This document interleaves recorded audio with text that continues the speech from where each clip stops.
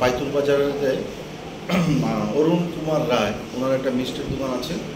ওইখানে কে বা কাহারা দুষ্কৃতিকারীরা ওর দোকান থেকে কিছু জিনিসপত্র চুরি করেছে। এটা অভিযোগ আমরা সকালবেলা পাই। অভিযোগ পাওয়ার সঙ্গে সঙ্গে আমাদের কৈলাসহর থানার সাব ইন্সপেক্টর উজ্জ্বল আর এএসআই নিহার চিসিমবাবুর নেতৃত্বে পুলিশ বাহিনী সকাল থেকেই তদন্তে নামেন এবং ঠিক 12 ঘন্টার মধ্যেই আমরা কেসটা ডিটেক্ট করতে পেরেছি।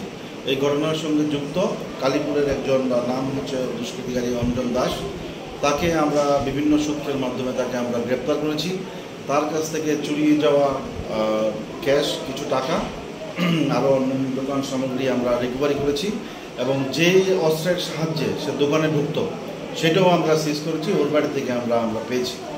এখন আমাদের ওই কমপ্লেনের অরুণ কুমার রয়, পাইতুল বাজার, ওনার অভিযোগ মূলে আমরা কৈলাসহর থানাতে একটা কেস রেজিস্টার করেছি, যার নাম্বার 43/2024 আন্ডার সেকশন 457, 380, 34 আইপিসি।